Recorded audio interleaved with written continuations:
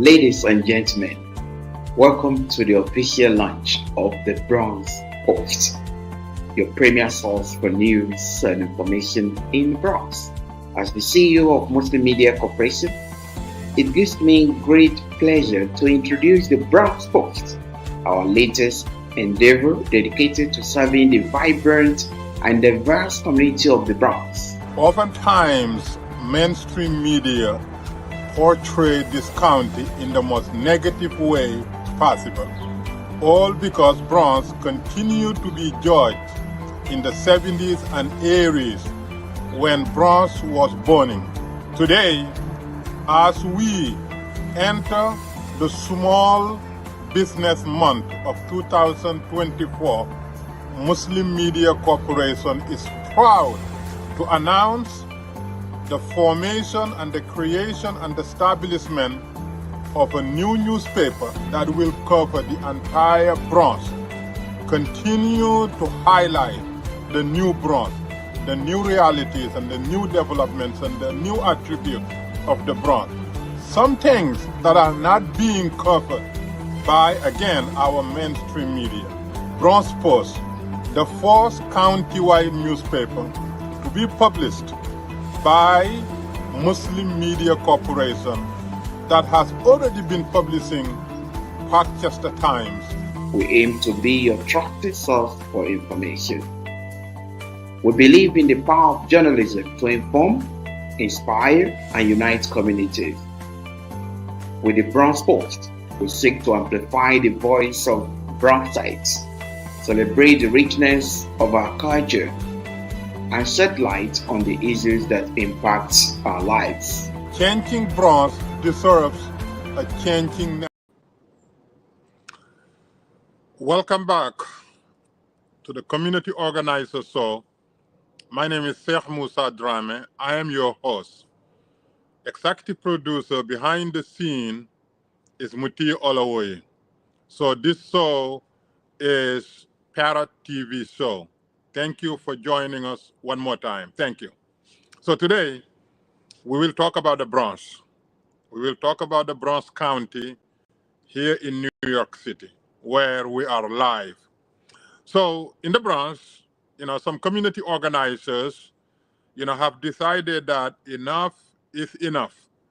Bronx is part of New York City, the wealthiest, largest, most influential city in the United States, which is the most powerful nation on earth.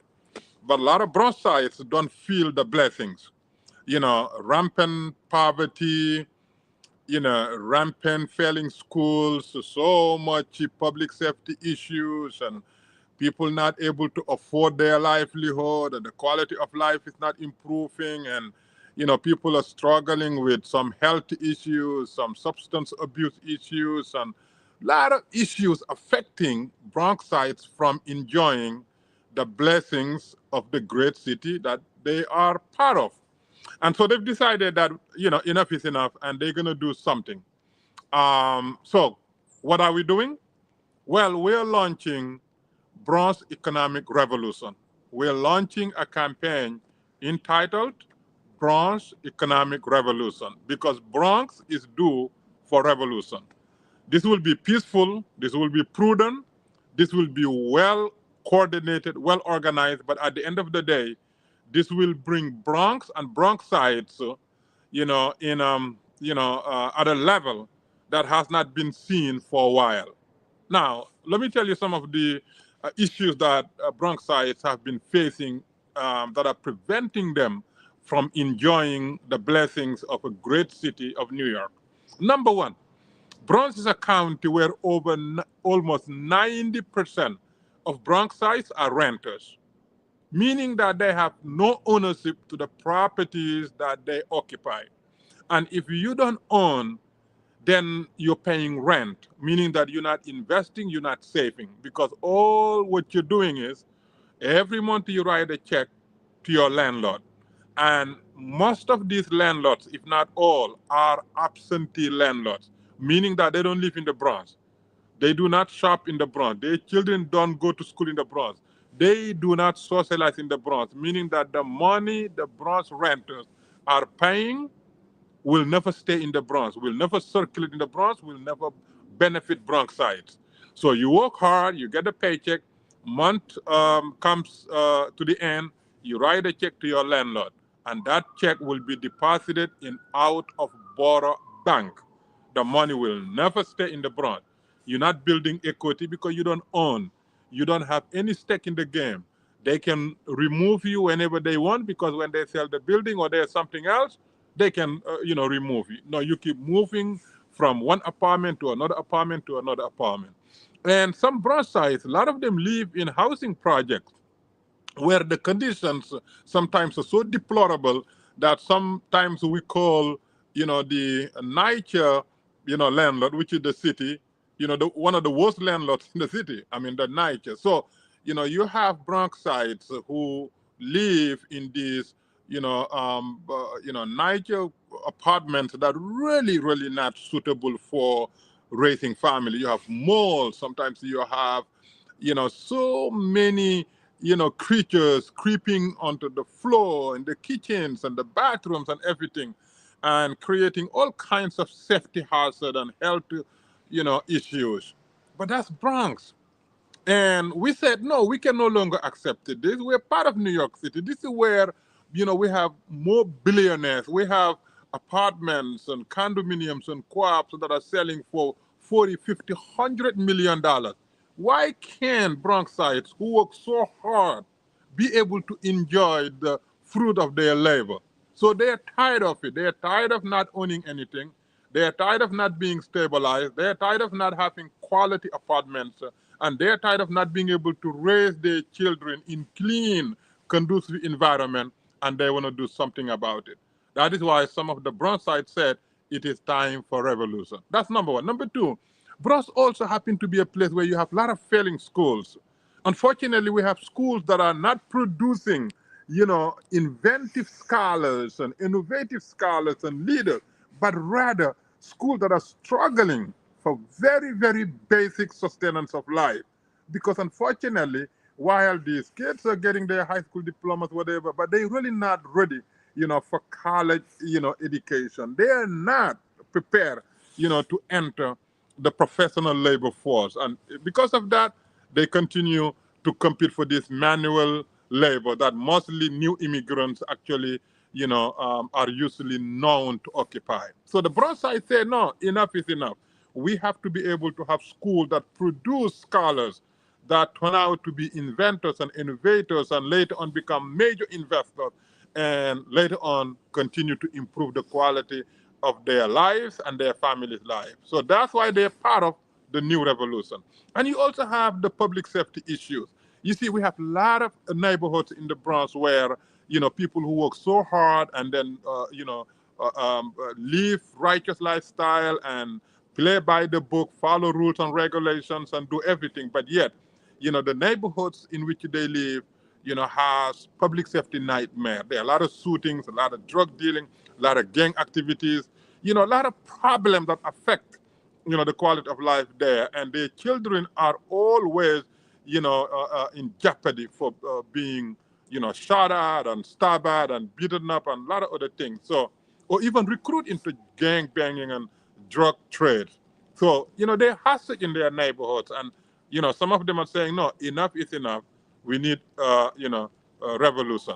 Let's talk about the entrepreneurship. New York is known to be a place where people, invent something and turn it into a tangible service or product and become overnight success stories. But Broadside say, wait a minute, we do not have the ability to have the environments that are conducive for being inventors. And even if we have these, environments, we cannot attract funding, because people do not want to invest in the Bronx. People do not trust Bronx size to have the brand like Wall Street type of, brainiacs. And a lot of Bronx size actually happen to work on Wall Street, but because of, the stereotypical association of Bronx being this and that, investors do not choose to invest in the Bronx or to the Bronx side. So these people are saying, wait a minute, We need a new revolution. Now let's talk about entrepreneurs, who wants to establish successful enterprise and expand. To do that, they have to have capital funding. I don't care how genius you are. I don't care what good your service and product are. If you do not have the capital to run your operation and expand, you're probably not going to do it because there's no capital. Employers must have enough capital that allow them to run their operation efficiently. And when they need to expand their operation, they need to have either money at hand or credit worthiness so that they can tap into these loans to expand. But unfortunately, entrepreneurs in the Bronx don't have access to it. Majority of entrepreneurs in the Bronx do not have readily accessible, funding from these, major funders. So what do? They just keep grinding, into their small mom and pop, hoping that one day something will happen. While their counterparts in Manhattan and even in Brooklyn can walk into a bank and be able to get, operational funding sufficient enough, to not only maintain a viable, strong, profitable operation, but expanding it. And Bronx side say, wait a minute, we're part of New York City. Why can't we get access to funds? And that is why, they are now part of, this new revolution. Let's talk about quality of life. Bronx happened to be the greenest borough in the city. But because of the stereotypical association of the Bronx, you don't think there's anything nice in the Bronx. But yet, we have more parks, beautiful parks, sociable areas, walkable areas, areas where you can really enjoy your life. I would say almost in every season. We have even the botanical garden, the Broad Zoo, everything. But because a lot of people don't associate goodness and niceness and sociable venues, with the Bronx, people, don't value them, and to a point where, unfortunately, outsiders line up every day to go to the Bronx Zoo, Botanical Garden, many parks, Pelham Park, and so many ideal venues for people to socialize. But because, again, the name that unfortunately has been tarnished by the past, situations of the Bronx, the Bronx sides rarely enjoy these things. So, again, some of these people say enough is enough. We have to be able to enjoy ourselves, because we work hard. We're entitled to it. We're part of New York City. And that's why they are now joining, the Bronx economic, revolution. Now let's talk about policies. We said this, the Bronx economic revolution is believe that poverty is about policies. I'll tell you, for example, right now we are in October, November. And this month and next month is the most active charitable months, in the year. Organizations and nonprofits and businesses and individuals and house of worship and school, they're collecting all kinds of donations to help the least of thee. We said this is great. This is what we must do. However, we don't have to do it every year. Why we don't have to do it? We have to change people's socioeconomic conditions so that they would not need to depend on these charitable activities. We have to have policies that are empowering, that are enriching, that are uplifting, rather than policies that keep people from where they are. You cannot increase your income because if you do, then you lose your entitlement. You cannot get another job because if you do, then you lose your entitlement. You can. So there are so many barriers for Bronxites to become, sufficient and independent and self-sustaining residents of New York City, because there are so many policies that are anti-progress. Because of housing shortages is so painful that people don't want to jeopardize anything that will, lose them their homes. And let's talk about the food situation. Again, Bronx is home to the largest produce market in the Northeast, the largest. But yet, healthy food, organic food becomes like almost a diamond, in terms of rarity. You house the largest produce market, but yet you're having problem eating right. You're having problem getting organic food. You're having problem, feeding your family, with healthy, nutritious product. And the Bronx side say, wait a minute, this is about policy. Let's change it. Let's make sure that Bronx is a place where people can live healthy lifestyle. People can eat organic product. People can feed their family that which is nutritious, that which is healthy, and that which will preserve their wellness. And that is why they're joining the Bronx, economic revolution. Now, with and many other things, because the poverty, the violence, the broken homes, the single family household, the failing schools, the hopelessness, everything is interconnected. Once you fix the foundational causation, you fix almost everything. And because it's interconnected, it's also intergenerational. A lot of people are doing things so that their children will inherit their apartments. It could be low income apartment starters. It could be, apartments with some type of, entitlements where the landlord cannot raise it, whatever. The people, rather than working to become homeowners, they work to preserve their rented apartment for their next generation. It becomes now intergenerational. It becomes like a dependent rather than independent. Because again, the policies dictate certain entitlement that if you do this, then you will lose the entitlement. If you get this type of job, if you have this type of asset, whatever. Even if you live in certain neighborhoods, some entitlements you don't qualify. Even the health cares and whatever, Medicare, Medicaid, so many policies that are anti-independent, anti-progress, anti-wealthy, and then so we said enough is enough. We have to make sure that, yeah, we're generous. We're going to be charitable. We're going to be opening soup kitchens and, whatever, donate clothing drive and whatever. But we shouldn't do it as a regular profession. When people are in difficult moments, we're there to help them. But the best help we can provide is a system that can elevate them, system that can provide education, system that can provide employment, system that can provide training, system that can provide, an environment in which they can learn and grow and become giver, not recipients. But there are a lot of Bronx families that depend on handout year in, year out, and they prepare for it. And therefore, these organizations are set up, to maintain the dependency level of Bronxites. We say we should not do it. We're part of New York City. If people are making billions of dollars from their investments and corporations and shareholding opportunities, why can't that translate into the Bronxites as well? Why can't we bring the same opportunity? Why do they have to live in $100 million condominiums and co-op while Bronxites are fighting to maintain, affordable apartments, in the Bronx? Why are we increasing home ownership? And one of the pillars of this revolution is what? Increasing home ownership.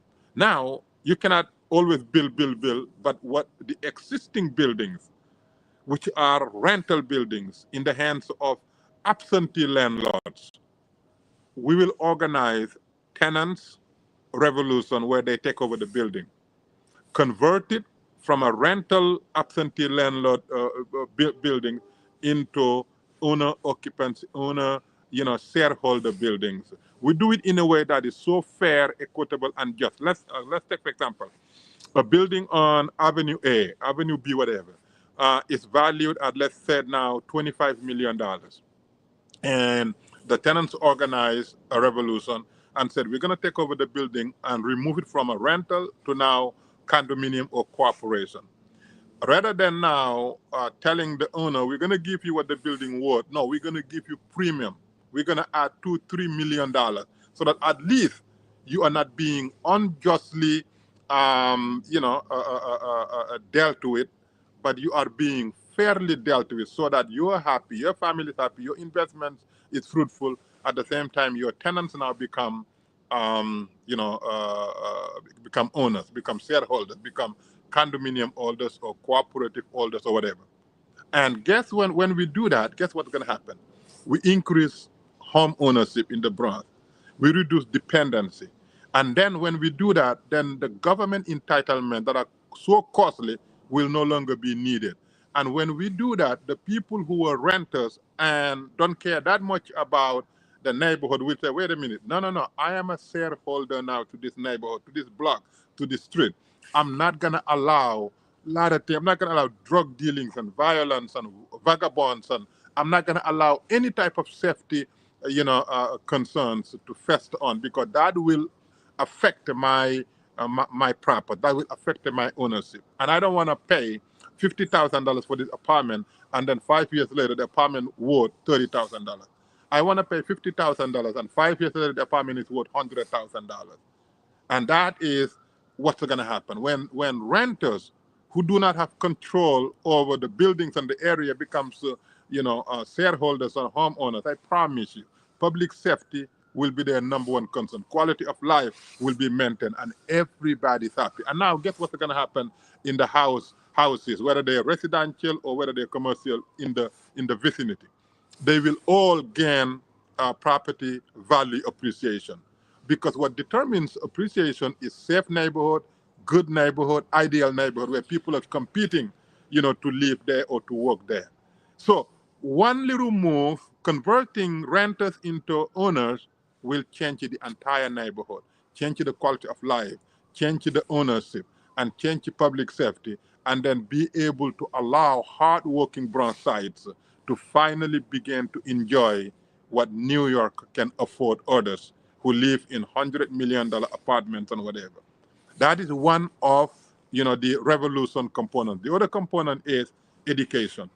We believe that you can never ever elevate a man or woman unless you can provide good education, knowledge.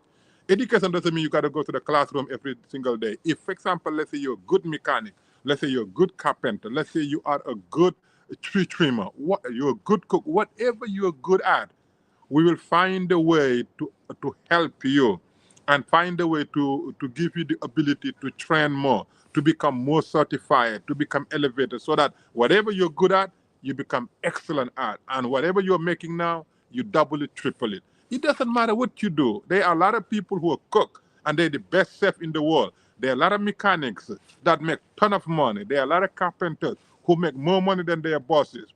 What is not right is not working. But as long as you work and you do what you qualify for, you do what you love, you're fine. It's not the employment, it's the fact that you are employed. It's the fact that you're working. It's the fact that you're getting paycheck. It's the fact that you're investing. It's the fact that your family is not suffering because you have food on the table, roof above your head, and you have the best, whatever, basic necessities of life. And working afford you that. And that's why one of the components is the schools. We're going to fix the schools where not only the young children in grade schools, but even vocational training will be part of all the school system, so that the second chance individual, those who drop from high school, those who drop from college, or for whatever reason, those who are helping their parents, or whatever, will be able to develop their talent and innate, gift, and then become, good, producing members of the Bronxites, and everybody benefits from it. And there are other components, but at least these two major components, schools and property ownership, will be a major component to the revolution. Because when you educate people and you allow them to become owners, you empower them. But as long as we allow the status quo to continue, crumbling schools, where these young scholars not going to universities and Ivy League schools, but rather some of them go to jail, some of them don't do anything, we cannot accept it, we can't tolerate it, because it is part of the problem, because it is all interconnected. You fail in school, you don't have a job, you are most likely to fail in holding a household. Because how could you get married and have a household and children if you don't have education, you don't have a job? You're probably going to end up being recruited by gang members, whose only profession is committing crime. Or you're probably going to be recruited by drug dealers, who can make money by doing bad things, hurting themselves, hurting their community. We don't want that to happen. And when you allow those things to happen, gang banging and drug dealing, all you have to all you're gonna have now is crime, death, and incarceration and poverty. Nothing else good gonna come out of it, because everything, will connect to each other. Murder, violence, failure, and everything else, and we do not want that. So I just wanted to start by to show you that, yeah, the revolution has started. Now we are holding our fourth Bronx Economic Revolution this month in the Bronx, one of the restaurants in the Bronx, and all of you are invited, because our strategy meetings are open to all Bronxites. Regardless of who you are, where you live, it doesn't matter. It's open to all Bronxites, and they're free. Except that we're going to be, doing the meetings at the restaurant so that we can patronize, these Bronx entrepreneurs, in food industry. So each attendee, each participant is responsible for whatever they order, big or small. That is their responsibility. If you order lunch for $25, you pay $25. If you order lunch for $5 coffee, you pay it. The meetings are free, but whatever you order, you pay for it. But we want people to order something so that everyone who comes to there at least benefits the restaurant establishment. So we can go to different restaurants for every meeting, so that at least we patronize and get to know these entrepreneurs, because charity begins at home. If we're revolutionize the Bronx economically, then we must begin with the small, entrepreneurs. Rather than going to the meeting hall and whatever, no, let's go to the restaurant so that we can spend hour, 2 hours there, but at the same time, patronize them and give them good tips and, order good food and get to know them. And that is what we're doing. That is what the Bronx Economic Revolution will be doing, and many other things that empower Bronxites, that free Bronxites from dependence into independence. Allow them to become owners rather than renters. Allow them to get funding for their operation rather than closing their business. Allow them to expand because they have access to credit that businesses need to expand, rather than continue in their mom and pop store until they get tired or die or retire. We want Bronxite to have access to the economic engine that the United States provides to all credit-worthy individuals. We're going to work with individuals to fix their credit.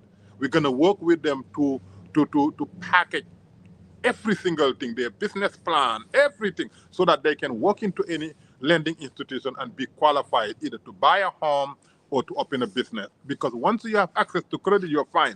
If you don't have credit, you're not part of the economic situation, because the entire economic system in the United States is based on credit. Even if you don't want credit, but it is based on credit and credit worthiness. And that's why we're going to fix individuals to a point where if they want to buy a house, everything is already packaged. If they want to open a business, everything is packaged. If they want to expand, everything is packaged. And so we invite all of you to join. And if you want further information or you want to participate in the first meeting, you can call me. 718-822-5555. 718-822-5555. Call me or text me, and I'll be more than happy to walk you through some of the basic information prior to the meeting, and then we continue on. Again, it is the Bronx Economic Revolution. You can, check the hashtag Bronx Economic Revolution, participate, and let's change the Bronx. Let's change the status quo. Let's bring the Bronx as part of the privileged county within New York City. Thank you, and God bless. Thank you all. In a world where the quality of information available to poorer communities is doctored, tainted, and sometimes regressive, where the words fake news have come to mean other people's opinions, it is vital to rely on news platforms with journalists who have feet on the ground and can report the truth. New York Parrot, a New York-based national and global news outlet, is changing the narratives of media operations. We focus on the news that matters, like self-empowerment, entrepreneurship, finances, health, security, politics, and more. We strive to curb violence, racial and economic discrimination, and to promote peace and socio-economic development of multiculturally diverse world. As we give voice to the people, we also give your business a voice and make it heard. Get your products and services off the ground by advertising on our fast-growing platform. With so much of daily visits to New York Parrot, You can't afford to be invisible to prospective clients on the websites they trust the most. Our posts reach millions of people across the New York State and around the world. Advertising on our new site will unlock an audience of thousands of potential customers on your doorstep. New York Parrot is born to prosperously speak tomorrow for the voiceless.